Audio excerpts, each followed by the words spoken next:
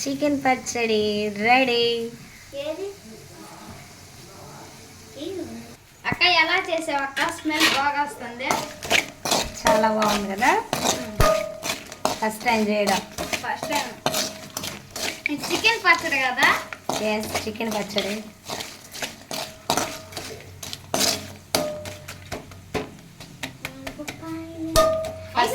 First time prepare చేయడం.